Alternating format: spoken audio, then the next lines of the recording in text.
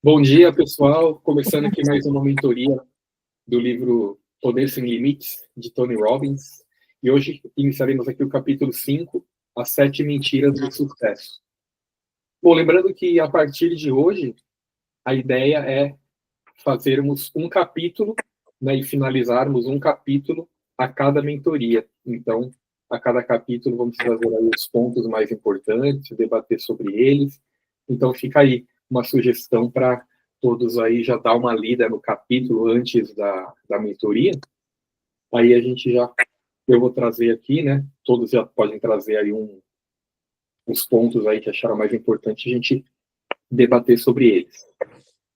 Beleza? A gente já estava conversando aqui em off, aqui, né, Ana Rita? Já trouxe aqui. E cai bem injusto aí com que eu comecei a falar agora aqui, que a Ana Rita trouxe aí para a gente, é a crença 4, né, Ana Rita?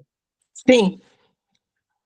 Não é necessário entender tudo para ser capaz de usar tudo, né? É bem sobre isso, né? Então, é sobre captar as coisas mais importantes aqui do livro e colocando em prática. Ana Rita, você quer trazer, então, os pontos aí que você trouxe aí dos mais importantes que você... Você falou que você tem aquela leitura, então, eu estudei uma época essa questão aí da leitura, de estudo. Aí tem vários tipos de leitura, né? Tem até a própria leitura dinâmica, que ela é bem conhecida, né? De ler mais rápido, que a ideia é a velocidade. E tem a leitura detetive, que o pessoal chama, que é você ler buscando a certa informação ali. Por exemplo, aqui, né? As 7 mentiras do sucesso. Eu já lhe procurando assim, mas mentira por quê? Por que mentira? Aí você já procura isso, sempre com uma pergunta. Mentiras do sucesso, tá? Bom, partindo do pressuposto que a gente até viu no livro, sucesso é você conseguir aquilo que você deseja, né? Que é subjetivo de cada um, mas é o que você deseja, colocar em prática o que você deseja, mas mentira. Por que mentira? Ah, esse procura ali, identifica o que é mentira. Tá, agora as 7, deixa eu ver quais são as 7, né? Já aí, meio que detetive, ele procurando a resposta para o que você está procurando ali, né? E a Ana Rita estava falando disso, né? Você lê assim, Ana Rita? Eu vou sublinhando o que eu acho mais que me chama atenção, assim, que me traz o conteúdo todo. Isso daí deve ser detetive, né? Isso, não sei. Mas é bem isso daí mesmo. Fala aí pra gente, Ana Rita, vamos lá. E aí, pessoal, a partir da próxima também, conforme a gente vai fazendo esse esquema aqui, de ver os pontos mais importantes do capítulo, fica essa sugestão para ler antes, né? E aí aqui a gente conversa sobre. Fica livre aí também para todo mundo trazer, falar sobre, comentar sobre a parte que trouxe. Algumas vai ser interessante, algumas a gente vai ver que pegou as mesmas partes, e umas que cada um pegou, de repente, numa visão diferente, né? Bem legal. Vai lá, Ana Rita, faz favor. Então, eu acho que... Vamos só colocar num contexto, porque se a gente vai direto para aquela crença, fica meio esquisito, né? Boa. Mas, assim, por exemplo, começando aqui, fala que a crença é o alicerce da excelência, né? A crença. Uhum. A gente está falando da crença, que a crença é o alicerce da excelência.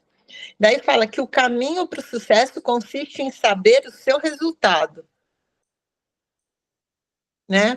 Ou seja, a gente tem que saber, tem que ter uma recompensa para aquele sucesso, tem que ter na cabeça, é isso? Concorda? Uhum. E tem que estar bem claro, né? Claro, com clareza, né? Cada vez que a gente lê, a gente deixa mais claro, né? É verdade. Olha só, já emendou até com o negócio que a gente fez daquela anamnese lá do grupo, do outro grupo que é da hipnose prática, do paciente lá, daquele paciente lá, Naíta, que alugou um triplex na sua cabeça lá, né, Naíta? O paciente lá, ele, talvez é isso, né? Ele não tinha clareza do que ele queria, não tinha ali o objetivo claro. Isso daí atrapalha, né?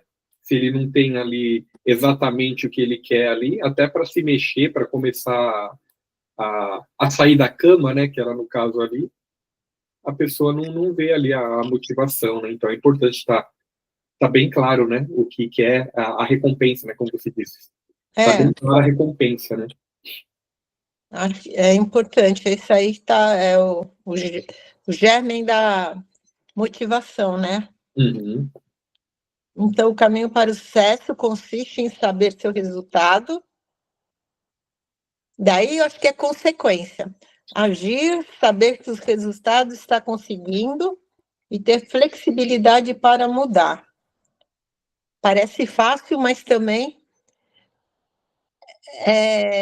precisa de ajuda, às vezes, para se tornar flexível, né? Eu acho que é aí que a gente pode ajudar a pessoa a se tornar flexível, trazendo outras visões, porque a pessoa não tem, né?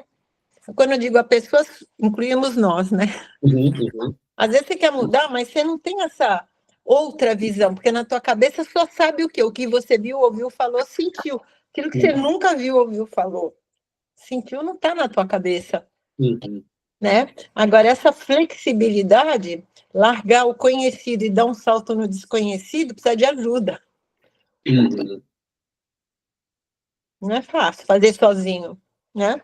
Flexibilidade. Faz sentido, né? Porque a tendência também, quando não tá congruente ali, né, com os nossos valores, com as nossas crenças, a tendência é a gente nem enxergar, né? Uhum. Nem enxergar. Claro, tem vezes que quando ainda consegue enxergar, consegue, como é que se diz ali? Se contrapor com aquilo, né?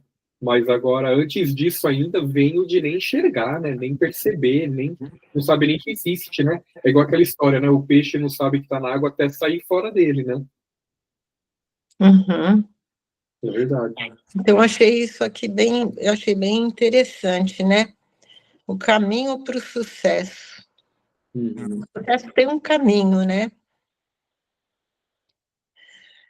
As pessoas ficam desconcertadas quando falam as mentiras do sucesso. Então, as mentiras do sucesso também não era uma frase muito diária para mim, não é uma coisa, mentiras do sucesso. Tanto que você falou mentiras, eu falei, o que era mesmo mentiras do sucesso? Ó, eu li 2 vezes esse texto, e eu falei, mentiras do sucesso. E ó que eu sublinhei até. Porque eu falei assim, mentiras do sucesso, né? Daí ele fala que, assim, são, na realidade, as distorções para chegar lá, né? Qual que é a mentira? Que às vezes você faz uma afirmação e que não é verdadeira. Uhum. Ele usa o côncavo e o convexo. Se você estiver de um lado, aquela figura é côncava. Certo. Se você estiver do outro lado, ela é convexa. Uhum. Então, você quer ir num caminho, esse caminho tá para cá ou esse caminho tá para lá, né? Então, são essas distorções que ele fala. A palavra mentiras é usada nesse capítulo como um consistente lembrete de que não sabemos ao certo como são as coisas com exatidão. Então, não é bem assim, essa mentira, é uma outra palavra que seria limitação, uma visão curta, Uhum. Sim, é uma distorção, né? sim, sim. Lembra, as 3, né? Quando a gente se comunica, né? A gente acaba tem a questão, né, de omitir, generalizar e distorcer. Então aqui está falando sobre a distorção, né?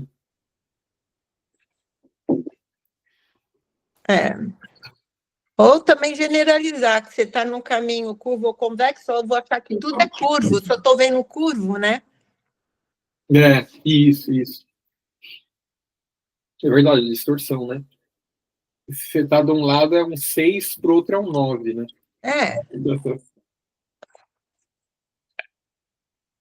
Então, ele fala a palavra mentira não significa ser enganoso ou desonesto.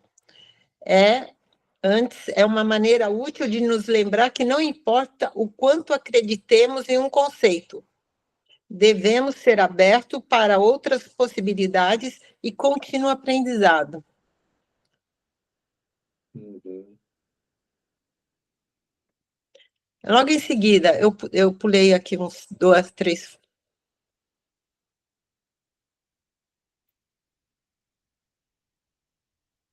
Passou? Uhum. E daí já começa nas crenças, né? As crenças das pessoas com sucesso, né? Que são as 7. As 7 crenças. Uhum. Porque as 7 mentiras do sucesso, são as 7 crenças do sucesso, né? Ah, tá. Por isso que você achou, né, estranho, você falou, porque as 7 crenças, elas são do sucesso, é uma verdade, né, é positivo, né, o negócio. Agora o título tá como se fosse algo negativo, né, 7 mentiras, né, as 7 mentiras são as distorções, então, mas ele está, na realidade,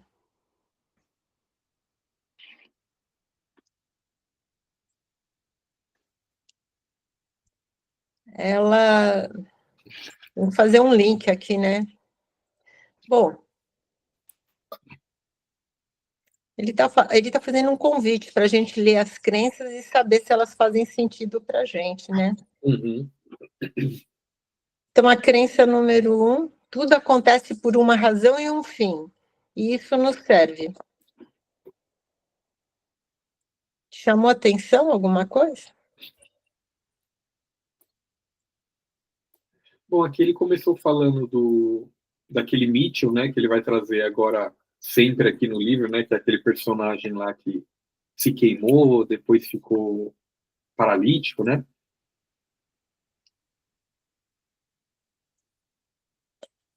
Seria como aceitar, né, a situação, né? Como se dá possibilidades, né? Acreditam que toda adversidade contém uma semente de um benefício equivalente ou maior. No final do primeiro parágrafo aqui. Acreditam que toda adversidade contém a semente de um benefício equivalente ou maior. Seria ver além da realidade, né? Ver além do que está acontecendo, né?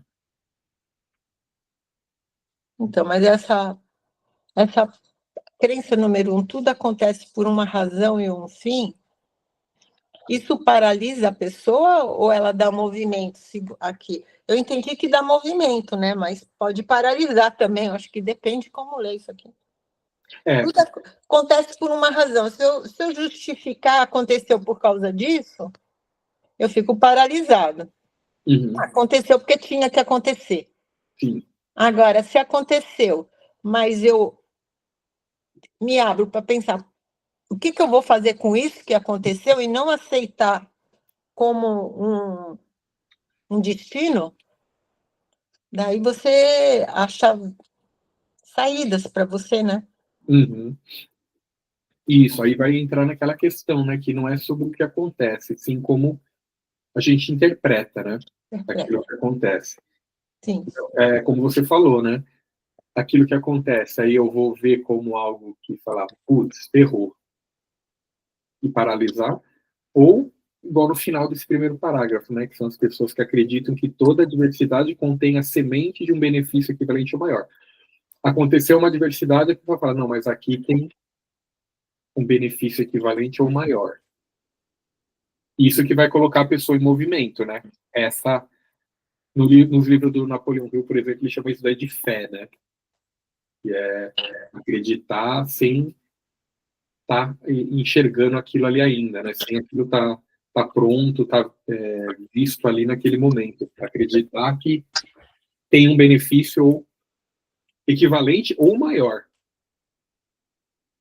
Então, quer dizer que uma crença, a crença 1, né, uma das pessoas que são as crenças, né, do sucesso, digamos assim, é que as pessoas, quando se deparam com uma adversidade, ela acredita, e aí acreditar mesmo, né, que ali, dentro dessa adversidade, contém a semente de um benefício equivalente ou maior. Porque se ela não acreditar nisso, ela vai parar, né? Então, até a frase, assim, ó, tudo acontece por uma razão e um fim. Se a pessoa para aí, eu acho que acabou. Aconteceu porque tem um fim. Sei lá, aconteceu, é assim. Agora, se você vai além e falar, e isso não serve, daí levanta a pergunta, serve para quê? Né? A própria frase aqui, eu não sei como ela foi traduzida, mas, né? Se esse fim a gente interpretar como fim de final, de acabou, aí, agora se esse fim for o fim de finalidade, tudo acontece por uma finalidade. Aí, opa, por quê? Aí isso me serviu para me impulsionar ainda mais. Isso me serviu para abrir os olhos e agora mudar a rota e chegar por um caminho melhor. É verdade. Ainda mais livro que é traduzido, né, Ana Rita? Às vezes uma palavra que foi traduzida, né, ela já traz um outro contexto, né, outro significado. Aqui fica ambíguo, né, esse fim. Pode ser o fim de acabar ou o fim de finalidade. De finalidade. A finalidade abre as portas. No final, você fecha as portas, né? Justamente. E daí, na tua frase, acreditam que toda diversidade contém uma semente, então, algo que vai nascer, né, para um benefício maior. Então, isso nos serve, vai ajudar. Isso. Uhum.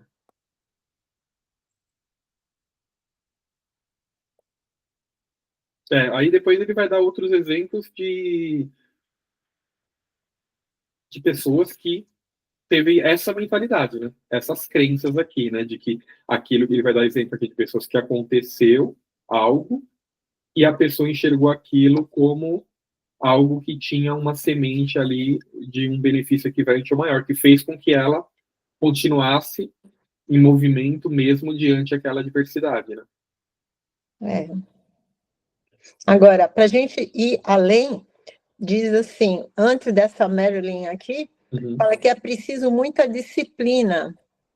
Então, essa disciplina para sermos capazes de refazer nossos passos, ou seja, disciplina para flexibilidade. São todos recursos, né, que a gente precisa estar trabalhando na gente. Flexibilidade, disciplina para ter flexibilidade, para olhar além, para ver diferente, se colocar em outro lugar lá, que é a questão da mentira. E essa Marilyn, com essa cadeira de rodas, a experiência dela, né, que indo para a cadeira de rodas, ela começou a perceber que a cadeira era desagradável para ela, desconfortável. E daí ela pôde propor uma cadeira, mas só ela, naquele lugar, naquela situação, podia saber falar sobre aquela cadeira de rodas, né? Então, às vezes, como a gente olhar para as nossas situações, né? O que tem diferente naquela situação, naquela experiência, que a gente pode trabalhar em cima dela, né? Sim, sim. É verdade, né? No caso da Merlin aqui, é que o fato de ter acontecido isso com ela teve essa finalidade, né?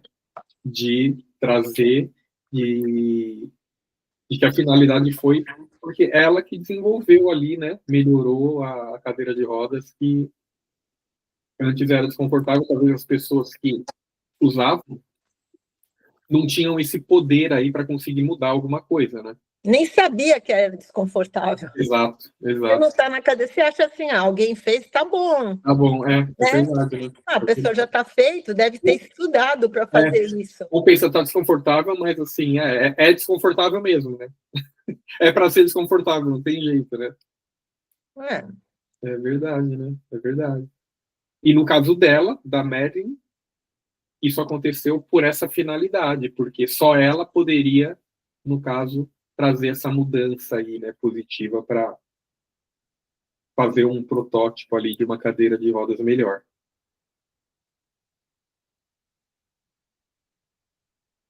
Trazendo para a gente, qual é a nossa cadeira de rodas? Aonde a gente se sente diferente? Ou limitado?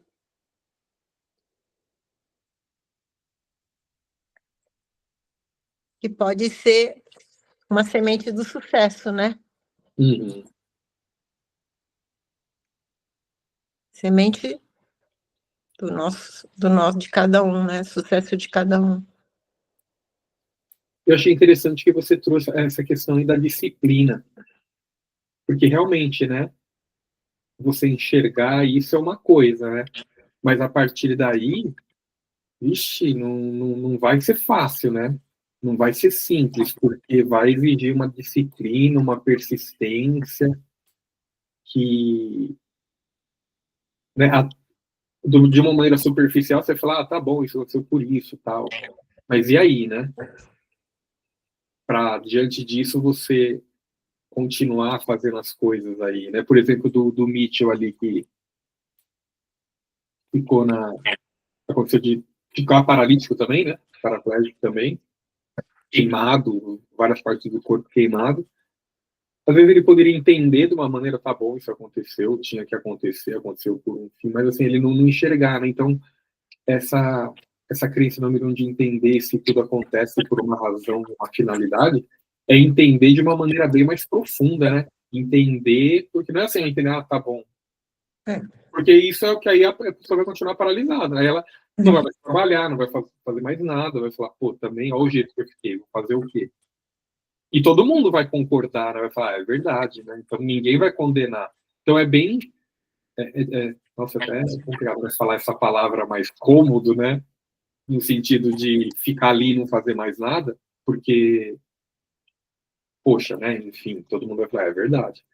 Mas agora, igual para o Mitchell aqui, para Merlin aqui também, para Merlin também, de a partir daí, trabalhar em cima disso, fazer alguma coisa, o cara que o Mitchell continuar a entrar na carreira política depois disso a vida dele ser mais próspera do que era antes.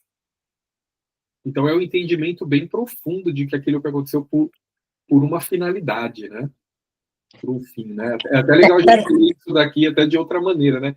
Tudo acontece por uma razão e uma finalidade, né? Então... Acho que, né? Eu acho, né? Não é por uma finalidade, mas te permite uma finalidade, que permite alguma outra coisa, né? Não é... não sei, daí pode ser talvez até meio espiritual, religioso, né? Isso aconteceu para eu crescer, né? Tive essa situação aqui difícil, desconfortável para eu crescer. Já é uma explicação, mas não é para, pode ser. Mas pode ser assim, aconteceu isso e eu posso crescer com isso. Sim, é uma possibilidade, né? É uma possibilidade, né? Sim, sim. Mesmo porque a própria PNL não existe, não tem o certo e errado, né? Se a pessoa também quiser ficar por ali também, beleza, né? É uma possibilidade, né? Vamos refazer o livro? Nós estamos fazendo isso, parece, né? Porque assim, o que acontece não é para uma finalidade, mas para uma possibilidade. Para uma possibilidade. Abre o leque, né? Abre, né? É verdade, né? Pode ser que antes a pessoa via como uma coisa só, aconteceu essa diversidade, agora fez ela enxergar de uma maneira que abriu ou uma bifurcação até mais. É uma possibilidade. O que aconteceu? Vamos pensar, né? O que vai fazer com isso, né? O que dá para fazer com isso agora, né? E daí vem tudo aquilo que a gente já leu aqui, né? Que é modelar. Alguém que passou por isso já passou. Vamos abrir para novas visões, essa abertura, né? De modelo positivo. Quem é que fez, como fez. Vou modelar alguém que tem aquele rapaz que não nasceu sem os braços e as pernas, né? Que dá palestra nos Estados Unidos. Sei. Eu não sei o nome dele agora. Uhum. Você vê, ele dá palestras e casou e tá tocando a vida dele, né? Mas assim, ele viu uma possibilidade, mas ele tinha muito, ele trouxe, aprendeu, eu não sei o que aconteceu com ele, mas que ele está com muitos recursos internos, ele passou em cima da vergonha, do julgamento, trouxe autoestima, trouxe coragem, né? Ele trouxe muitos recursos para se expor daquela maneira, né? Sem braço, sem perna e dando palestra. Ele só tem um tronco, né? Só. Eu estou vendo aqui, é Nick. Nick. Não sei a pronúncia, mas é Vujicic, com J. O Nick. Vujicic. Ele só tem o tronco.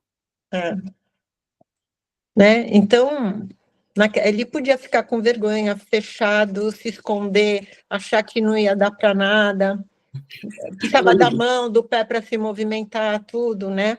Você já assistiu aqueles... Como que chama? É um grupo de comédia. Eu não sei nem se eles ainda têm essa formação. Faz um bom tempo já que eu vi uma entrevista deles no Jô Soares. Eu acho que é Os Melhores do Mundo, um negócio assim. Que eles têm um número lá que eles falam sobre um cara que chama Joseph Klimber. Joseph Klimber. E é um humor, mas é sobre isso. Eles começam a falar que... começa a contar a história do Joseph Klimber e tal, e aí um cara começa a contar a história e o outro ele interpreta esse Joseph Klimber. Aí não sei o que ele estava ali de boa, trabalhando, mas de repente ele falou, não, mas a vida... Estava tudo bem, mas a vida, ela é uma caixinha de surpresas. Teve um dia, não sei o que aconteceu lá com as pernas dele, que ele perdeu as pernas. Aí o cara interpreta ali sem as pernas. Aí começa, não, qualquer um se intimidaria, deixaria de viver a vida, mas não para esse homem, não para Joseph Klimber. Ele fez não sei o que e continuou sem as pernas fazendo tal coisa. Mas a vida é uma caixinha de surpresas, aí não sei o que, ele perde os braços. Qualquer um se desanimaria, mas não para Joseph Klimber. É uma brincadeira, mas é tipo isso daí. Aí tem uma parte que até brinca, não sei o quê, perdeu os braços, perdeu as pernas, mas agora ele é um exímio colador de selos do correio. Aí, tipo, ele só com a língua de fora. Aí a pessoa passando selo na língua dele, colando. E, enfim, eu não vou nem falar o final para o pessoal aí, para vocês assistirem. É bem divertido, mas é sobre isso daí. Tá falando sobre isso, que tipo, ele ia buscando o que dava para fazer então sem as pernas, perdeu os braços, e o que dava para fazer sem o braço, sem as pernas, tem a língua, você vir para colar, selo não correr, e perdeu a língua, dá para fazer o quê? Sabe? Então é bem sobre isso, né? Não que seja, muita gente aqui vai entrar naquela questão, né? Pô, mas não é ninguém, acho que nem o Tony Robbins aqui tá falando que é simples, né? Que é fácil. Beleza, que eu perdi as pernas, agora eu vou fazer não sei o quê, né? Não é sobre isso, né? Mas é a questão dessa mentalidade, né? Que ele está trazendo aqui, porque pessoas... Qual a diferença de uma pessoa que... Não precisa chegar nesse extremo, né? Mas a ideia é o quê? Por que pessoas conseguem e outras não? É sobre a mentalidade, né? Sobre a crença. É sobre o que ela acredita. É mais sobre isso do que sobre recursos externos, né? Porque a gente tem a tendência de falar, mas para ele é fácil, ele tem dinheiro. Mas para ela é fácil, ela é bonita, né? Acaba sendo o que normalmente aí a gente acaba justificando, né? O sucesso do outro e a gente não conseguir. Mas não é sobre isso, né? Ele traz esses exemplos de, assim, pessoas extremos, até exemplos extremos de pessoas que aparentemente passaram por adversidades que a maioria das pessoas travariam. E ele traz exemplos também de pessoas que tinham tudo para ter o sucesso, igual aquele comediante, né? E acaba até perdendo a vida ou deixando aí, desistindo de viver por tendo condições até, né, financeiras, sendo bonito, tendo popularidade. É sobre isso, né? Sobre as crenças, né? Então, mais uma vez, o nosso trabalho é ajudar a pessoa a reconstruir quem eu sou, né? Porque a gente é muito em função do nosso grupo, da sociedade, é limitado, né? Então, se ele não tem o braço e a perna, ele é uma pessoa de acordo com o grupo, que não esteve na cadeira de rodas também, que não sabe o que é estar na cadeira de rodas, ele é limitado. Agora, se ele consegue aumentar os recursos internos, que todo mundo tem, né? Um recurso potencial do ser humano, a gente nasce com esse recurso, mas não abre todos em função do ambiente. Se ele consegue aumentar esses recursos internos, a autoestima, a autoconfiança, a identidade nova, um propósito, ele fala, não, eu posso, o que eu posso fazer? Eu posso falar. E é o que ele faz, ele dá palestra. É verdade, né? É verdade, né? Exatamente. É muito legal. Legal, né? Bora aqui, então, para a crença número 2. Vamos. Não há essa coisa chamada fracasso. Há somente resultados. Esse é um pressuposto da PNL, né? Que não existe fracasso, apenas o resultado. Ele dá o exemplo aqui do Abraham Lincoln. Abraham Lincoln, verdade, né? Que faliu nos negócios aos 22 anos de idade, foi derrotado em uma eleição aos 23, faliu nos negócios aos 25, superou a morte da namorada aos 26, colapso nervoso aos 27, uma eleição aos 29, perdeu outra eleição ao Congresso 34, 37, 39, perdeu disputa do Senado aos 46, fracassou na tentativa de tornar-se vice-presidente em 47, aos 47, né, quer dizer, desculpa, é a idade dele, né? Perdeu uma disputa senatorial aos 49, foi eleito presidente dos Estados Unidos aos 51. Né, você vê, né? É entender que isso daqui faz parte do processo, né? Que era parte do processo ali, né? Não, ele não estava... Tudo isso daqui foi preparando ele para ele se tornar esse presidente. Porque sem isso, talvez ele não seria quem ele foi, né? E foi um cara gigante ali, né, nos Estados Unidos, Abraham Lincoln. Aí ele continua aqui, né? O nome do homem é Abraham Lincoln. Poderia ele se tornado presidente se tivesse visto suas perdas nas eleições como fracasso? É pouco provável. Né? Eu ia falar sobre ele aqui, essa é famosa, né? Ele fala que é uma famosa história sobre Thomas Edison. Após ter tentado 9.999 vezes aperfeiçoar a lâmpada e não ter conseguido, alguém perguntou-lhe, você vai ter 10.000 fracassos? E ele respondeu, não falhei, acabo de descobrir outra maneira de não inventar a lâmpada elétrica. Tinha descoberto como outro conjunto de ações produziria um resultado diferente. Talvez é a questão daquele imediatismo, né? De você acha que vai acertar na primeira. É o próprio mindset ali que acaba atrapalhando também, né? A pessoa acha que vai acertar na primeira. E aí ela já se frustra, né? E aí, voltando, na última frase dessa página anterior, aqui da 84, que eu tinha dado uma grifada quando eu li, que as pessoas, né, com essa visão, que tem essa crença, né, de que não há essa coisa chamada fracasso, há somente resultado. Aí tem a frase aqui, na última frase aqui da página 84. As pessoas não juntam emoções negativas a alguma coisa que não funcionam. Ela não coloca aquele sentimento pesado, negativo em cima disso. E o que você coloca sentimento, aquilo aumenta, né? Aquilo fica... você acaba pegando, né, para você, né, em outras palavras. Agora, se você consegue, assim, ver como com racionalidade, sem colocar emoção naquilo, é mais fácil de você deixar ir aquilo ali, né? Entender como, não é assim que faz. Vamos para a próxima. Então, a pessoa, meu Deus, eu não consegui, falhei, nossa, eu sou ruim, nossa, o que as pessoas estão pensando de mim, meu Deus, e sentindo tudo aquilo, fica mais pesado, né? Você acaba pegando com mais peso aquilo, né? E foi o que ele falou aqui do Abraham Lincoln, né? Poderia ele ter se tornado presidente se tivesse visto suas perdas nas eleições como fracasso? É pouco provável, né? E aquilo também drena a energia, né? Puxa uma energia, né? Essa coisa de você sentir, colocar emoções negativas naquilo que não funciona, né? Então, uma boa dica aqui é não juntar emoções negativas a alguma coisa que não funciona. Canalizar essa energia para a próxima tentativa, né? Para o próximo teste, né?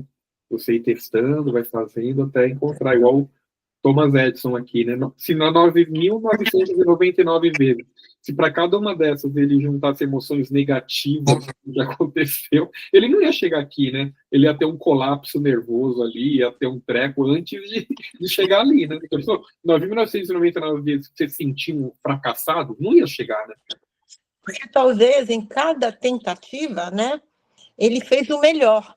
Ele sabe a dificuldade, ele sabe também que não é fácil aqui. Ele acredita, eu estou fazendo, nossa, não deu.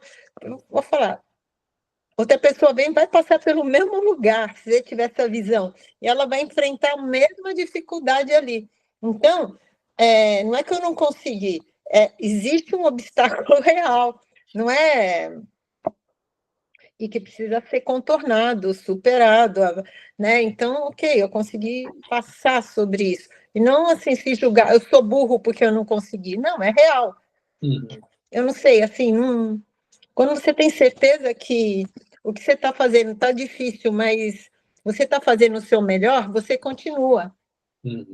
Agora, você continua. Agora, se você tem dúvida que você não está fazendo o melhor e ficar olhando para frente que o outro está fazendo mais, às vezes em outra situação que não é aquela, o outro chegou lá antes de mim, mas ele passou pelo mesmo caminho, ele está fazendo a lâmpada ou o outro está fazendo a cadeira, sei lá, né? Então, esse julgamento, essa olhar e se julgar impede de você continuar. É verdade, né? É uma ótima percepção, verdade. Tem essa, né? Ou seja, a gente precisa tirar o auto-julgamento e pôr, assim, e se envolver com a questão, ver, pensar, acreditar. E daí sim, você pode estar com os melhores conversando e falar, não deu certo isso. Ou, por que não está dando certo? Ou como dá certo? Né? Agora a pessoa, eu acredito que ele tenha feito, né? Que ele tenha feito o melhor em cada fase, o melhor que ele podia. E daí eu aceitar, tá, é um aprendizado, tudo é um aprendizado, não é fracasso, tudo é um aprendizado. Vamos para o... né? Não sei. Sim, sim. Eu vejo também como o que acaba as pessoas colocando essas emoções negativas, alguma coisa que não funciona, até esse como sou burro, eu não sirvo para isso, é pela expectativa de que já vai acertar na primeira, de que já vai dar certo. Eu acho que de alguma maneira ela acabou criando aquela expectativa que nessa tentativa ela ia acertar. Ou já desenhou o resultado perfeito para aquela tentativa. E acaba criando uma expectativa tão grande que vai dar naquela vez do jeito que ela está pensando, que aí quando não dá, aí ela já pensa que não deu certo, não serviu para isso. Talvez ela não tenha um mindset ali preparado para entender que o processo necessita de alguns estágios ali, né? E assim, a gente, acho que pela educação nossa, né, na escola, aquela coisa das provas, testes, a gente não aprendeu muito a lidar com o erro como uma coisa que faz parte do processo, né? É uma coisa negativa, né, errar, né? Errar é fracasso, a gente aprendeu isso, né? Culturalmente mesmo, né? Quando você falou ali, talvez ela tenha desenhado o resultado perfeito para aquela expectativa, né? O problema não é desenhar o resultado perfeito. Desenhar, você pode desenhar. O problema é aquela expectativa. Qual é a outra expectativa? Qual é aquela para aquela expectativa que ele fez, né, do exercício dele. Aí eu penso que se eu fizer isso, eu vou ter aquele resultado. Minha expectativa é, se eu fizer isso, eu vou ter sucesso. Daí eu faço isso e não tenho sucesso. Então, o problema é que eu tenho que mudar essa experiência, esse resultado. Né? E daí entramos lá no que ele falou. Bom, para chegar lá, eu já sei que tem 10 caminhos para chegar lá. Esse não dá certo. Só que a pessoa está aprendendo. Esse caminho não dá. Ok, vou para o outro. Esse não deu, vou para o outro. Mas daí, quem vem atrás, às vezes, vai entrar num caminho que não deu certo e vai falar que não dá para chegar lá. Né? Só que ele não. Aqui não deu certo, mas vamos ver outros caminhos. O Thomas Edison, né? Vamos ver os 9.999 que está faltando um para dar certo. Está faltando um para dar certo. É verdade, né? Teve foi no capítulo anterior, né?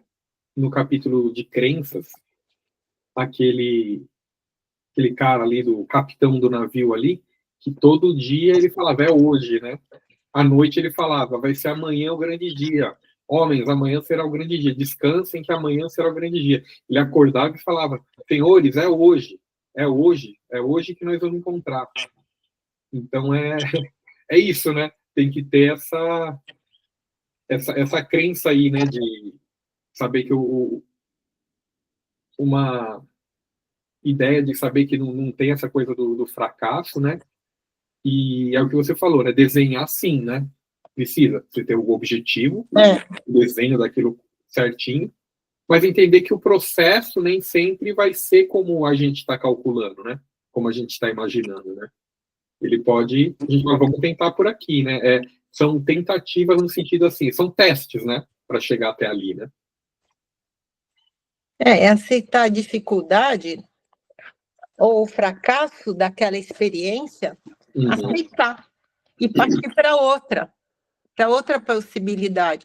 Porque às vezes a pessoa demora muito numa situação de fracasso, ou seja, fazendo a mesma coisa para chegar lá.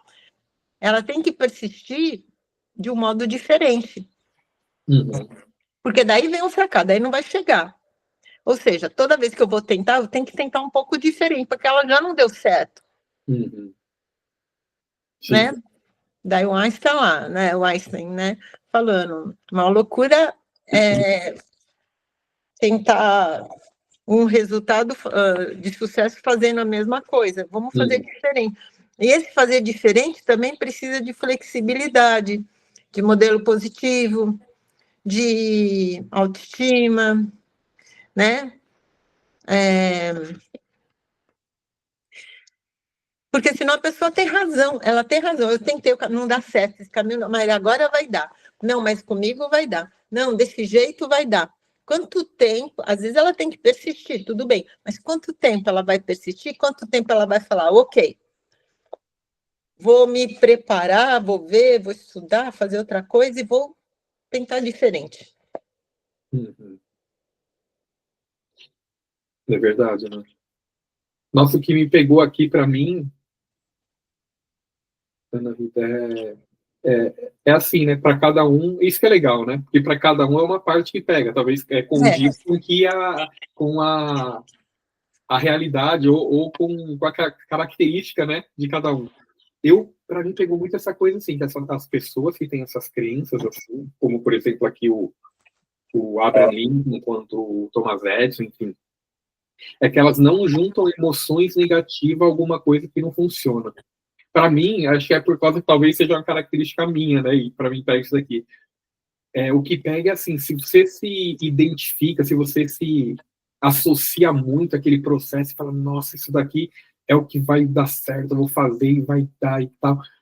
Quanto mais você coloca essa expectativa, emoção, sentimento naquela parte do processo, se aquilo ali não vai, é a tendência de você colocar uma emoção negativa ali, a frustração, é grande. Então, é uma coisa assim, de ser mais racional, né, nos testes. Sabe que é um teste.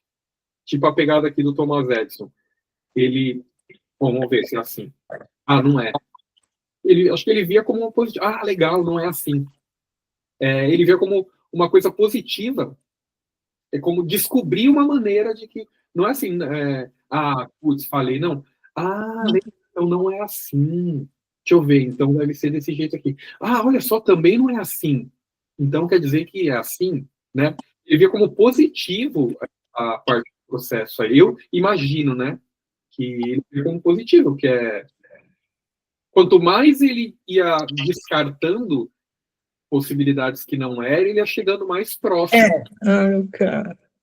Então, ó, tá diminuindo as possibilidades de descobrir. Então, agora só pode ser essa. Não é? Ah, então só pode ser essa daqui, né? Ele ia indo, né? Aí chegou numa que falou, então é... O labirinto da vida. Labirinto da vida. Boa, é verdade. Que nem o Abraham Lincoln, né? Ele começou no Legislativo, daí ele foi para o Congresso, daí ele foi para o Senado, daí disputou de novo o Senado, daí ele chegou a presidente. Ele não ficou no legislativo, né? É verdade, né? Ele, mesmo perdendo, ele achou que ele podia ir para o Senado, para algo maior. Mesmo perdendo, ele se permitiu ir para presidente. É verdade, né? É verdade. Se você for trazer, independente de gostos políticos, assim, mas aqui no Brasil, o Lula é um cara que tentou pra caramba, né? A gente que é de São Paulo aqui sabe, porque é do ABC. Eu lembro que o pessoal tirava sarro. Ele era motivo, assim, no começo, assim, o pessoal era chacota, né? O pessoal brinca, porque toda hora ele tentava e nunca conseguia. Aí o pessoal brincava, né? Ainda eu via quando era moleque, os adultos zoando, falavam, não, mas o Lula é competente. Aí o pessoal assim, mas competente? Ele falou, mas esse cara aqui não gosta de... É competente, ele compete pra caramba, né? Compete e nunca ganha. O pessoal brincava assim, competente. E foi tentando, e o cara conseguiu, né? Um dia ser presidente ali, né? E você vê, independente do que ele faz, assim, mas assim, um cara sem estudo, que, né, se fala, caramba, né, o cara ia e foi, e conseguiu, né? Esse lado é igual a PNL fala, né? Ela separa a característica ali, né, da identidade da pessoa, o comportamento da pessoa. Então, nesse aspecto aí, é um cara que foi fazendo, sem estudo, foi fazendo, acreditou, foi até virar presidente aí. Então, você vê que tem essa coisa, qual que era a crença dele, né? Ele acreditava que ia. E todo mundo em volta, acho que a não ser ele, acho que até o pessoal dos movimentos aí do ABC, ele não acreditava muito, né? No sentido, assim, de o cara ia virar presidente, né? E virou presidente, né? Então, tem muito isso mesmo, né? Da questão dele acreditar, de entender que cada aparentemente fracasso ali, né? Faz parte do processo ali de continuar, né? De não ter essa questão de levar para o lado muito para o pessoal, né? Mas talvez também a importância de estar dentro de um grupo, né? Ele não fez sozinho, ele não ficou sozinho, ele tinha um grupo, ele agregava grupo e as pessoas iam com ele sempre está com pessoas em volta. Ou seja, a parte política dele era boa, né? Ele era um bom político, né? Essa coisa de juntar a galera, inflamar o pessoal, né? Verdade. Acho que isso é legal. Podemos dizer... falou, né, naquelas características ali atrás no começo, alguma coisa de grupo, né, de pessoas. Sim. Né? Teve uma das 7, acho que foi 7 alguma coisa também. Não era crenças? Era 7.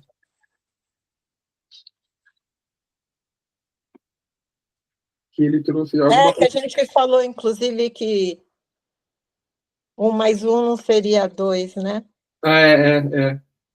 Foi isso mesmo, é verdade. O grupo é bem importante.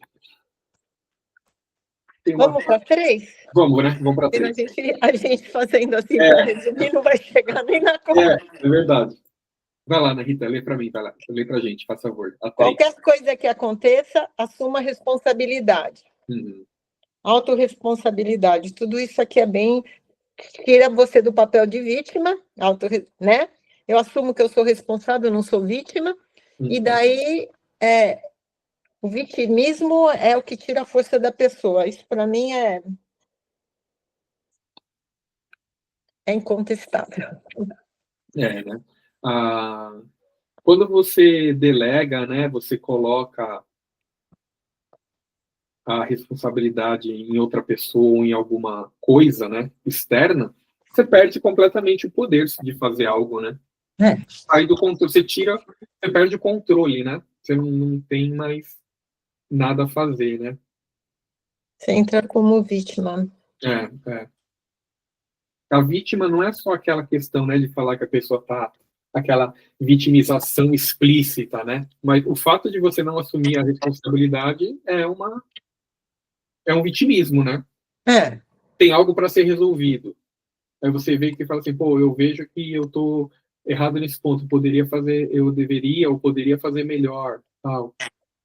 mas você sai fora daquilo ali, fala, não, mas é melhor, não vou, desiste. Daí, porque a vítima, o vitimismo, leva às justificativas, né? Uhum. Né? A pessoa se justifica. E daí que a gente tem que ver que atrás de uma vítima tem uma crença limitante, né? Uhum. Lembra que você falou isso? Uhum, uhum. E para a gente identificar a crença limitante, né? A primeira coisa que você falou, justificativa. Uhum. Aquilo ali já mostra a crença limitante, né? É. Exatamente, né? Podemos passar para a crença 4? Vamos lá. Daí a crença 4. Não é necessário entender tudo para ser capaz de usar tudo. Muitas pessoas bem-sucedidas vivem pela crença útil de outras, né? Elas não acreditam que precisam saber tudo sobre tudo, a fim de usá-las. Sabem como usar o que é essencial, sem sentir necessidade de aprofundar-se em cada detalhe. Né? Se você estudar pessoas que estão com poder, descobrirá que tem o conhecimento elaborado sobre uma porção de coisas, mas frequentemente tem pouco domínio de cada detalhe de seu empreendimento. Ou seja, não está dizendo que ela é rasa também, fala que ela entende, mas ela tem pouco domínio, porque e fundo é um grupo de pessoas, é um especialista, é o que cria, o especialista, descobriu a roda. Puxa, ele deve ter feito o maior esforço para descobrir a roda, que tem que ser redonda, que tem que fazer assim, assado assim. Agora já está descoberto, o que a gente vai fazer com a roda? Uhum. Vai fazer uma carroça, vai fazer um carro, vai fazer uma moto, né? E não é porque você está usando a roda, não, isso é controverso, mas não é porque você está usando a roda que você não é capaz, né? Uhum. De fazer aquilo que você está fazendo. Porque você só está usando a roda, mas você fez muito mais do que a roda. Você só usou a roda, mas você está fazendo mais. Agora, ficar só falando da roda que já foi construída, daí não, né? É verdade, né? Normalmente é isso, né? As pessoas que estão aí bem-sucedidas, que elas fazem coisas maiores, digamos assim, elas têm essa visão, né? Gosto desse exemplo aí da roda, né? Quando tá fazendo a roda aqui, acho que meio que quando ele já tá meio que descobrindo, aí ela já meio que já deixa para a pessoa terminar e já tá pensando o que vai fazer com a roda. Ela nem termina. Ela já tem a visão de falar, opa, daqui já vai sair a roda. Ela então já, deixa eu ver, o que faz com essa roda aqui? Ela já largou, ela já tá entrando, já juntando uma galera para ver o que vai fazer com aquela. Ou tem um projeto aí, uma roda ali saindo, ela funciona assim, nem tá pronto, mas o cara já tá. É a visão, né? Não pode ficar preso numa ideia concreta que já está pronta, né? A pessoa de sucesso ela não fica presa numa ideia que está pronta, ela pega a ideia de um especialista lá que foi e joga para uma outra ideia, mas tem movimento, né? E aqui o que ele traz, né, é a questão assim de que ele até fala aqui que as pessoas estão, essas pessoas, né, que tem essa crença aqui na página 89, no final do primeiro parágrafo, essas pessoas estão sempre conscientes do que mais precisam, sabe o que é essencial e o que não é. Uhum. Aí depois ele dá o exemplo aqui, por exemplo, se perguntar como que funciona a eletricidade e tal, alguns vão ter uma ideia, mais ou menos por cima, outros não fazem a mínima ideia, mas não é por causa disso que ela não usa a luz, não aperta aqui o botão, acende a luz e fechou. Que nem, eu não preciso saber como funciona para usar a luz, né? Então é muito sobre isso, né? num outro ponto aqui também, ele fala, você não precisa passar o tempo todo estudando as raízes, desculpa, você pode passar todo o tempo estudando as raízes ou pode aprender a colher o fruto. Depende do que você quer. Se você quer só o fruto, você não precisa estudar até as raízes, né? Como que saiu essa maçã, como que plantou, como colheu. Não, se você só quer comer a maçã, então vai muito de estar consciente do que mais precisa, saber o que é essencial e o que não é, né? É sobre isso, né? Às vezes você fica perdendo muito tempo ali, sendo que, assim, por que você precisa fazer tudo isso? Que nem, por exemplo, hipnose. Bastante gente aqui desse grupo aqui também já estudou hipnose. O professor de hipnose, você vai num curso lá, ele vai começar a falar sobre a história da hipnose. Ele vai ficar falando de Mesmer, vai ficar falando de um monte de gente lá. Aí depois ele vai passar lá umas 30 induções. Induções rápidas, induções de Desi-Elma, indução de Richard Bandler, indução da mão não sei o que lá, do olho não sei das quantas, do dedo não sei o que. Mas assim, se você está na posição... como é que fala? Teste de susceptibilidade, pseudo-hipnose, convincers. Aí a questão é assim, né? Você vê em que posição que você está. Por exemplo, se você é um hipnoterapeuta, pronto, aí você vai como hipnoterapeuta. Isso daqui já não faz muito sentido para você. Um monte de indução lá, de ficar fazendo assim, da mão que faz assim, aí do negócio que faz assim. Se você é hipnoterapeuta e atende online, pronto, já cortou um monte de coisa dali que você não vai precisar dali naquele momento. Então é sobre isso, né? Aí você vê, opa, isso eu preciso, e bora já colocar na prática, né? Aí muita gente às vezes acaba estudando isso daí, um monte de coisa ali que não vai para um paciente ali que você vai começar a atender, você vai olhar que é o Mesmer na época, né? O magnetismo. Você não vai precisar falar isso com a pessoa, né? Então é sobre isso, né? E se a pessoa está interessada na parte da hipnose, do entretenimento, do palco, da hipnose de rua, aí sim, os convincers, a coisa daquela de como fazer o signo final, da pessoa pegar toda hora ali, de você falar o turno, a pessoa tal, dormir. É interessante. Aí quando entra na parte lá, mas que funciona online, para ele já não vai virar. O interessante então é muito importante isso daqui, né? Que não é necessário entender tudo para ser capaz de usar tudo. Então você pega essas partes aí, porque você precisa, modela, replica, e em muito menos tempo ali você já pode estar fazendo ali replicando ali, né, o modelo ali que você viu, sem precisar saber tudo, né? Como escolher os cursos que a gente frequenta. Porque, às vezes, depende do curso, daí você vai ter que aprender aquela técnica que você vai falar, pô, mas isso eu não vou precisar no online, né? Então, a gente precisa ter essa lucidez de saber que grupo que você está, qual o seu nível, qual o nível do grupo, né? Não só, mas na vida mesmo, né? Qual o grupo que você está, qual o nível daquele grupo, né? Você está casado com filho, qual o nível do grupo que está solteiro indo para balada? Poxa, estou perdendo a minha vida porque não estou indo para balada. Nossa, estou perdendo tudo isso.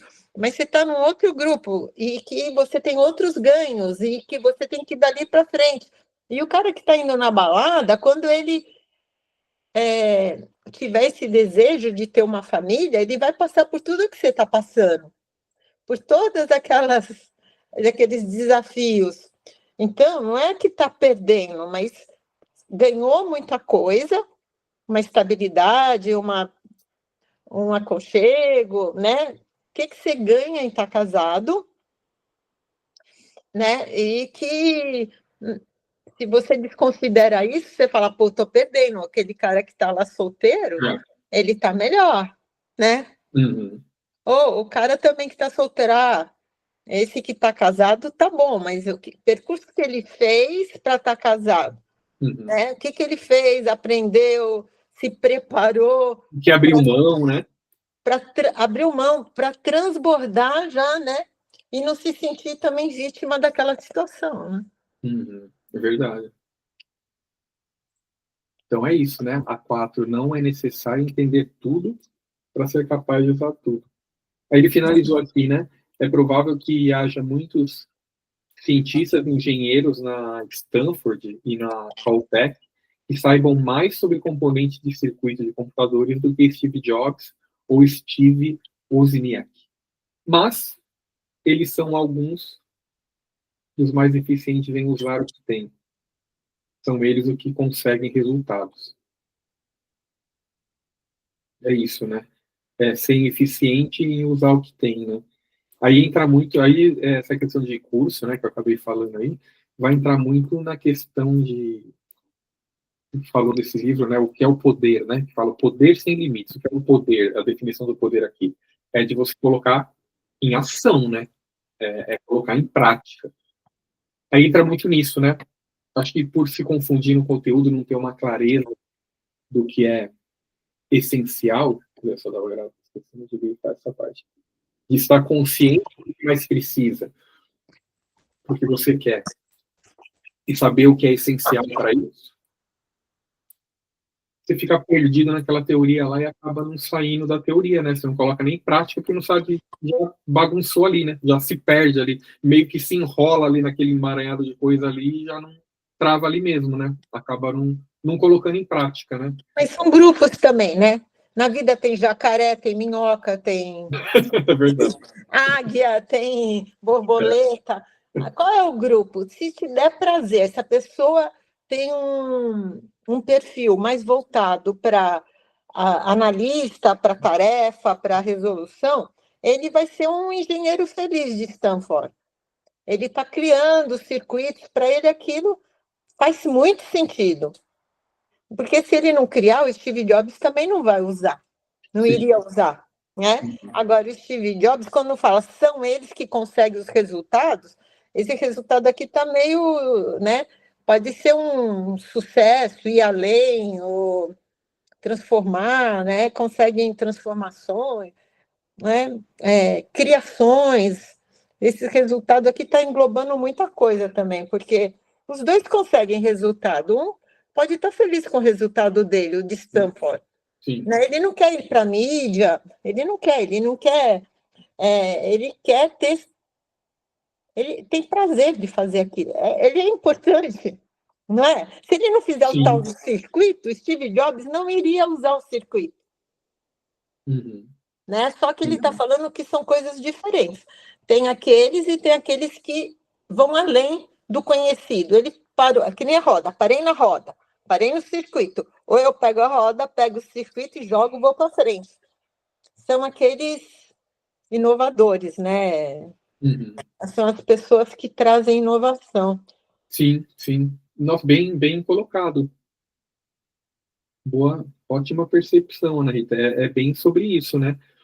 Porque ele está falando de uma coisa aqui, né? Que você não precisa entender tudo para ser capaz de usar tudo. É bom ter clareza disso, né? E isso é um aspecto. Mas se a pessoa, por exemplo, temos também o lado do especialista, né?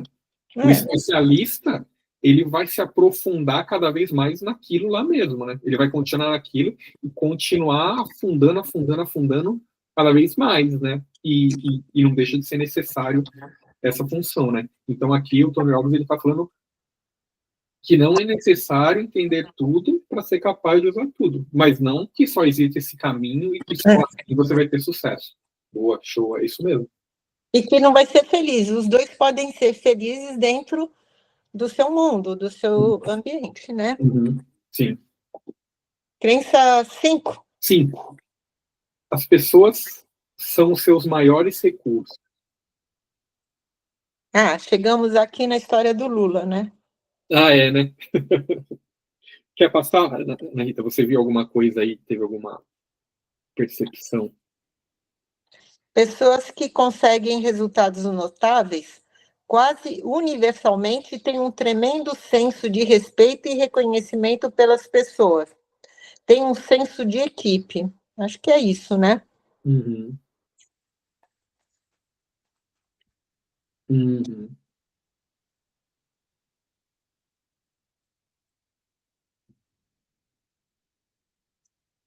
Dizer que você trata as pessoas com respeito e fazê-lo não é a mesma coisa. Quase perto das 6, lá embaixo, na folha seguinte. Então, assim, tá, eu respeito, mas como faz? Aqueles que são bem-sucedidos são mais eficientes em dizer aos outros como podemos fazer isso melhor, Uhum. né? Isso é importante, o nós, né? Sim. As pessoas mais bem-sucedidas usam mais... É uma pesquisa isso, inclusive. Eu não sei aonde eu li, mas é uma pesquisa com pessoas bem-sucedidas, elas usam mais o nós.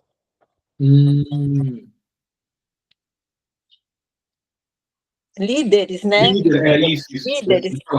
A diferença do líder e do chefe, né? Aquela questão, né? O líder, ele sempre tem esse senso de grupo, né? Ele faz questão de fazer de criar esse ambiente, né? Uma pessoa, né, um grupo que não bate a meta, não é simplesmente falar, ó, o grupo não bateu a meta, mas como podemos conseguir melhores resultados? Essa disponibilidade nós podemos, né? E estar junto, esse nós aí faz muita diferença numa liderança, não só organizacional, mas social, né? Uhum. Ele deu exemplo de uns livros aqui, né? Aí tinha ali o Gerente Minuto. Esse livro aqui é bem famoso, né? Tem em português também. E aí me lembrou isso daqui, aquele livro, né? Do Dale Carnegie, que é o Como Fazer Amigos e Influenciar Pessoas, né? É bem sobre isso daqui, né? De lidar com pessoas. E aqui, falando em PNL, seria o rapport, né? Como você fazer rapport, né? Com as pessoas, né? Quando você faz isso aqui, né? Que como podemos fazer isso melhor? Você está incluindo a pessoa, você está dando poder para a pessoa, está valorizando a pessoa, né? Ou seja, estamos falando de inteligência emocional, né? Uhum. As pessoas são seus maiores recursos. Lidar com pessoas, você precisa de desenvolver inteligência emocional. Uhum. E no final aqui, né, é importante, né? Eles sabem que para um homem sozinho, não importa o quão brilhante seja, será muito difícil igualar os talentos reunidos de uma equipe eficiente, né? Porque cada um tem uma característica, né? Tem as limitações. Nunca uma pessoa sozinha, por mais brilhante que seja, vai superar uma equipe de talentos reunidos, né? De uma equipe eficiente. Então, mais do que tudo, ele sabe disso, né? Então, por isso que ele tem essa ideia de que ele sozinho não vai ganhar de um talento reunido de uma equipe eficiente. Então, ele tem essa consciência aí que se tiver uma galera boa ali, sempre vai ser bem melhor do que uma pessoa sozinha ali, né? Crença 6, trabalho é prazer. Você conhece alguma pessoa que alcançou grande sucesso fazendo o que odeia? Uma das chaves do sucesso é fazer um casamento bem-sucedido entre o que você faz e o que você gosta. Ou seja, quando Picasso, né, falava, quando eu trabalho, eu descanso. Ficar sem fazer nada ou entreter visitantes me deixa cansado.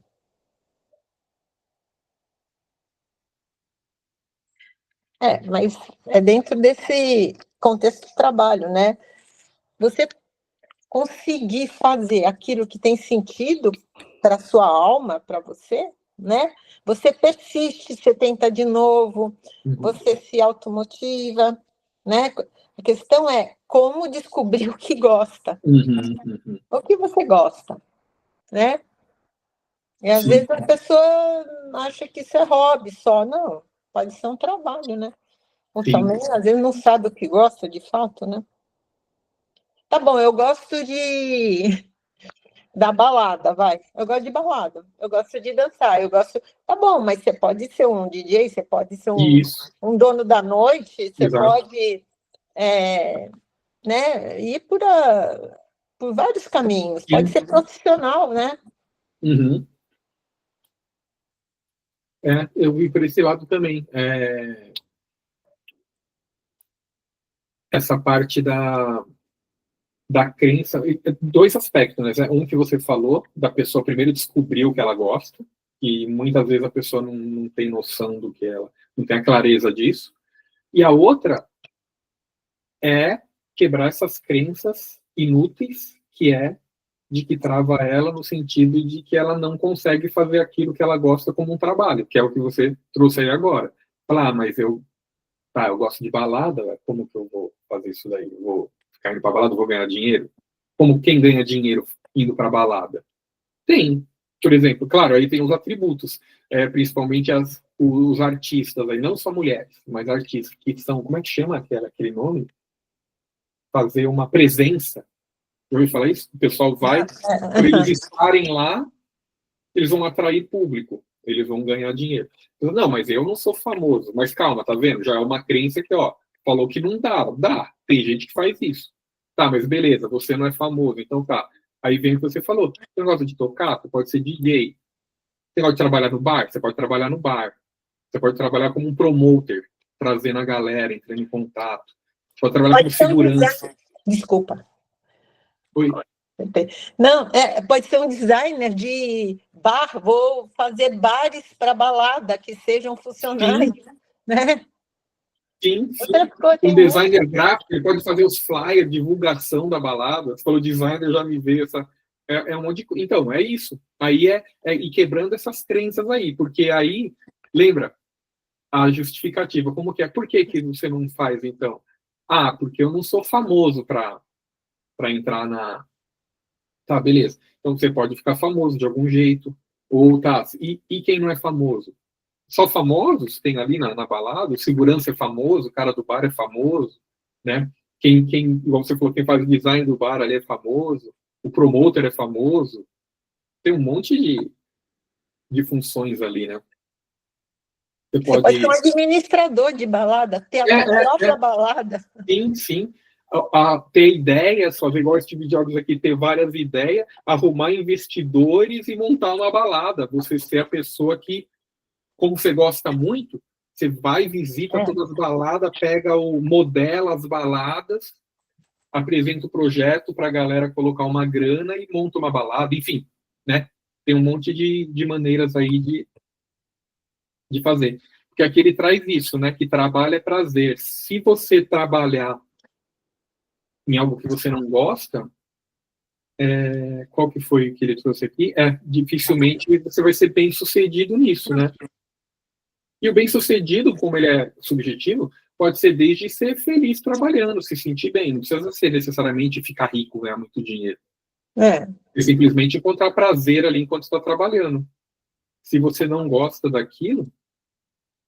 E a gente pode fazer o que gosta, né? Porque aí vai vir aquelas crenças inúteis, mas não dá por causa disso, que é o que justifica. Então, se você confrontar, você vai ver que são crenças.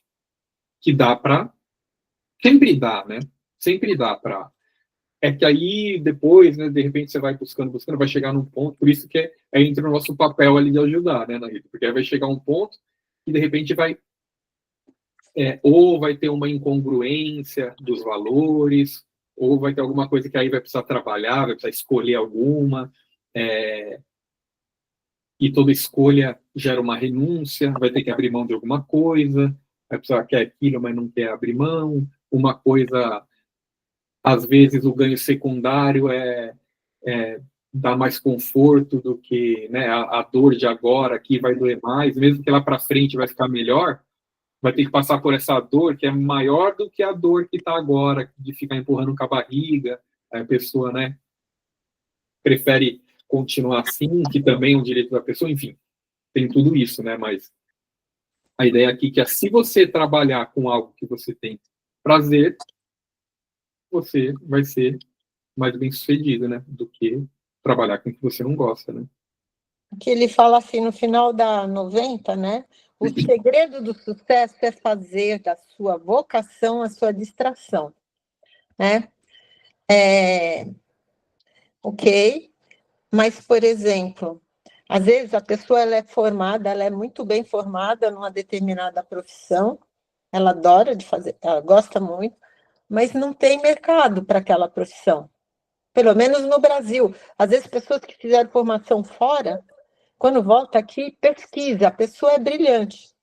Mas quando chega aqui, ela tem muita dificuldade de se colocar tudo que ela estudou, que ela sabe, e dentro de um trabalho, né? E ela se perde, né? Daí a questão é, tem uma crença rígida nessa pessoa que ela só pode fazer aquilo, que é para isso que ela fez, é uma crença que é negativa. Ela não consegue ver novas possibilidades, né? Que daí no último parágrafo aqui há somente pessoas tal, achou? Uhum. Que perderam. Eu não penso que exista qualquer trabalho sem alternativas. Há somente pessoas que perderam o senso de possibilidade. Isso eu achei grave, né? Uhum. Acho que essa frase, elas perderam o senso de possibilidade, porque elas estão dentro de uma crença rígida que ajudaram a ela na tal para chegar onde ela chegou. Ela foi rígida, tem que fazer dessa maneira, com perfeição, tal. Tá bom, ok. Só que ela não consegue flexibilizar, ir para uma crença positiva. Eu sou capaz de fazer isso, eu posso fazer de um outro modo, né? Às vezes ela não consegue ver possibilidade, ela não tem flexibilidade para ver possibilidades. Sim, sim. Porque uma coisa é fato, né? O que você faz por prazer, por hobby, tem gente que está ganhando dinheiro com isso, né? Eu gosto de futebol, gosto de jogar bola. Tem gente que joga, jogador de futebol, vários trabalhos relacionados ao futebol, tem gente que dá aula de futebol. Hoje em dia tem até aquele treino funcional do estilo de futebol. Tem gente que administra quadras, né, de futebol, enfim. Qualquer coisa. Tem cara que gosta de jogar tênis. Pô, tem cara que dá aula de tênis, tem um monte de coisa assim também. Então, tudo que você faz por prazer, tem alguém que está ganhando dinheiro com isso. Dá para você trabalhar com isso. Né? E tem uma crença, né, umas frases que fala que não misturar, né, prazer com trabalho. Já ouviu falar disso? Tem também, né? Que não se deve misturar prazer com trabalho. Eu ouvi assim, para mim, não, eu ouvi até antes de PNL, mas para mim isso daí não fazia muito sentido, que eu sempre tive isso daí, de trabalhar com alguma coisa que eu gostasse. Naturalmente, isso é uma coisa, ter aquela versão de fazer algo que não tem sentido, né? Já natural. Por isso que eu já pensava assim, mas eu vi isso também não faz muito sentido. Não, mas talvez assim, Rodrigo, não misturar prazer com o trabalho, porque está dissociado, né? Essa pessoa está mais integrada. Se você trouxer um prazer de fora para o trabalho, vai dar confusão. É o prazer fazendo o trabalho, né? O meu prazer é ir na balada. Esse é meu prazer. Meu trabalho é trabalhar no banco. Uhum. Entendeu? Uhum. Agora, não vai dar certo. Sim. Eu vou ficar falando da balada, vou beber na hora do almoço, vou né, conversar com um, paquerar a outra, fazer não sei o quê. Não vai dar certo. Não vai dar certo, é verdade. Agora, qual que é o que te dá prazer? É alegria? É flexibilidade? É conversar com pessoas diferentes? Então, talvez a essência do prazer No trabalho é bom, agora o efeito disso que não é bom. Não sei se a palavra certa é efeito aqui. Não é? Uhum. Sim, sim. Mas o prazer no trabalho tem que ser o prazer no trabalho, não trazer coisas de fora, que, entendeu? Uhum. Que daí não vai dar. Eu gosto de fazer performance, sei lá, ser os palhaços da alegria. Tá bom, naquele ambiente é super legal. Você tem que ir com a roupa de palhaço, vai alegrar, faz. Agora, se você for com a roupa de palhaço que te dá prazer para trabalhar no banco, onde vai te dar condições de se sustentar, daí não vai dar certo. É, verdade, né? Sim. Faz sentido. Crença 7, Pensa 7. Vamos lá. não há sucesso permanente sem confiança.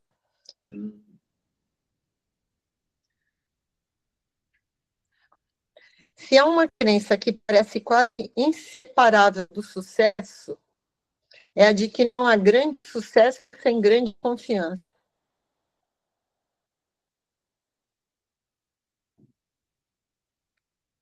Então, mas que confiança que ele está falando, né?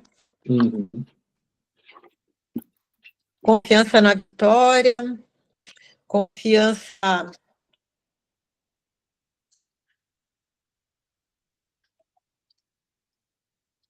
No exemplo que ele deu do jogador de basquete aqui do Larry Bird, ele falou que ele é bem sucedido porque possui imensa confiança na vitória.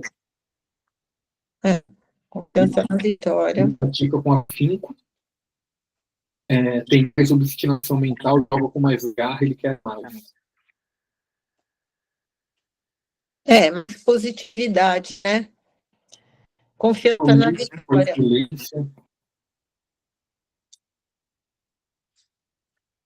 Então, é limpar crenças limitantes de perdas, né? Precisa limpar do passado. Uhum. Perdi. Tá bom. Vou ver isso aqui como um aprendizado. Eu vou deixar aquela cena da entra PNL. Deixa a cena da perda, fica com aprendizado e bola para frente. Se levar, perdi, nossa, com insegurança, com aviso, olha, você pode perder, aí fica ruim. A confiança na vitória é muito forte, isso parece que é uma coisa fácil. Mas, assim, confiança na vitória, você tem uma mente extremamente positiva, voltado para o resultado, com autoestima, eu posso, eu sou capaz, o que tem que aprender, né? O sucesso deixa pistas, ou seja, como modelar pessoas de sucesso. Isso, é sobre isso, né? O sucesso deixa pistas, sobre isso, modelar. Que às vezes as pessoas falam modelar, a pessoa fala, não, eu não gosto de copiar ninguém, né? Uhum. Não é questão de copiar, né? É bem diferente, modelar de copiar a pessoa. Eu vi em algum lugar, quando uma pessoa respondendo a isso daí, a questão de não copiar, e a pessoa, tipo, falou, tá, você não copia. Então aí começou a falar coisas assim do que ela faz, o dia a dia, mas inventou? Você não inventa nada, né? É tudo copiado, entre aspas, né? É o que chamam de inovação, né? Você pega alguma coisa mais ou menos ali que já está e você dá uma melhorada. Hoje em dia é muito difícil você ver alguma coisa lá que inventou. Né? É tudo uma adaptação, uma atualização, né? uma renovada, alguma coisa nesse sentido. Né? Difícil hoje em dia ter alguma coisa que realmente é inventada, que saiu do nada. Sai de alguma coisa, né?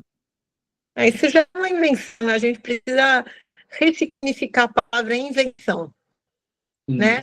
Isso, aí, né? Qual seria a definição, né, do que é invenção, né? Do que é copiar, né? Copiar. está copiando, que é algo que já existe.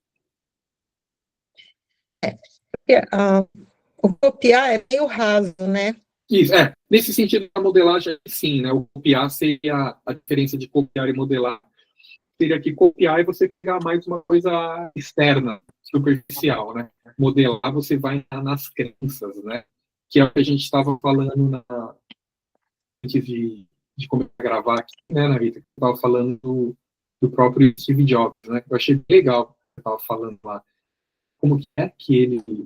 Que ele só sentava com pessoas, fazer as decisões com pessoas melhores do que ele, né? Ele nunca sentava com pessoas. Então, o time dele de conselheiros eram pessoas muito boas. Ele escutava todos diferentes pensamentos lá diferentes áreas e ele juntava tudo. Ele tinha essa visão sistêmica, não crítica né? E ele fazia a ideia dele, né? Ele fazia a química dele lá. Uhum. Sim, isso daí você vê, né? A partir daí que nem para modelar, por exemplo, o Steve Jobs, né? É isso, né? Isso daí são bons ingredientes aí, né? Que é vendo a maneira que ele pensava, né?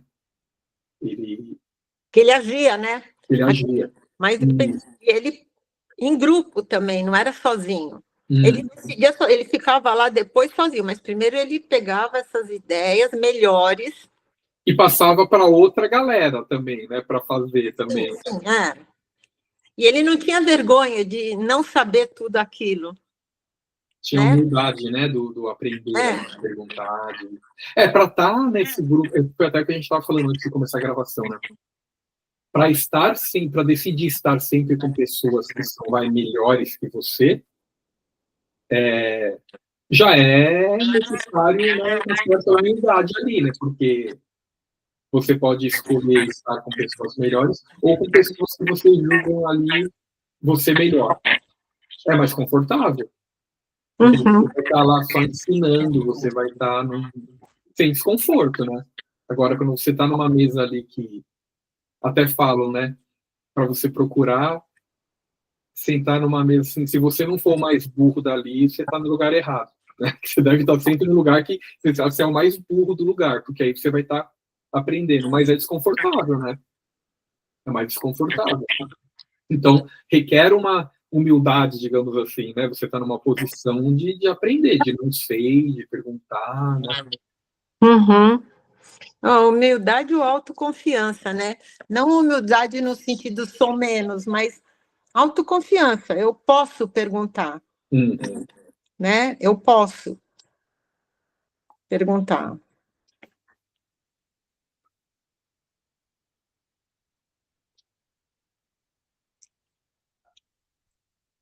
Ele fala bastante da qualidade do compromisso que separa os bons dos grandes, que essa questão de ser da confiança é o compromisso com a vitória, que ele deu o exemplo aqui do Larry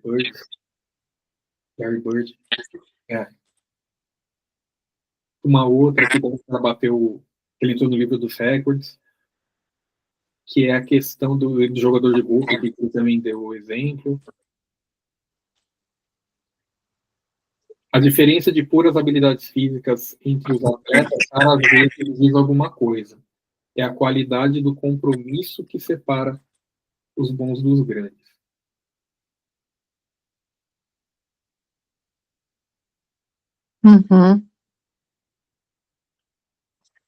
Tudo isso também vem da formação, né?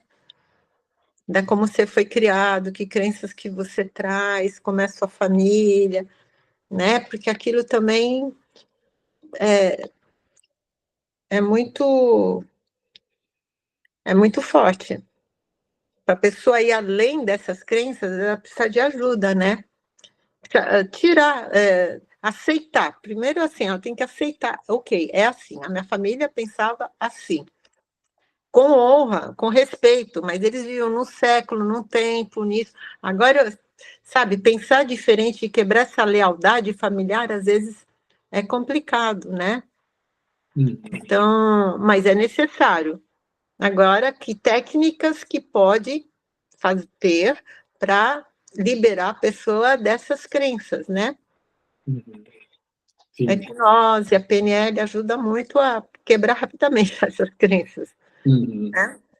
Ajuda sim. Então, eu acho que aqui fala assim: vimos como comportamentos fortes, ricos de recursos, quer dizer, como ter recursos de hoje, recursos atualizados, né? E efetivos, resultam de uma pessoa que esteja em um estado neurofisiológico efetivo e rico de crenças. Ou seja, essa pessoa voltado para resultados positivos, resultados que ela deseja, ela tem que estar num estado neurofisiológico, que é importante, postura, respiração, né? Toda essa química hormonal dela, porque a qualidade de pensamentos que ela tem vai gerar um hormônio que vai gerar uma química. Então, ela tem que estar nesse estado neurofisiológico efetivo, que é rico de recursos, para ir além. Sim. Né? Ir além. Sim, sim. É o que você falou, Você estava falando aí sobre o poder do Estado, né, que a gente já viu, né, questão da fisiologia, né, disso daí também, sim. A importância, né, para o poder sem limites, ele tem esse poder, ele vai bater em você ter um estado neuropsicológico, né, postura, crenças, palavras, a sua comunicação, que vai gerar imagens, que vão gerar emoções, que vão gerar hormônios, que vão gerar força, né? Sim. E ele deu aqui, né, no... Deixa eu ver, o último parágrafo. E isso, essas crenças fortalecedoras abrem a porta da excelência.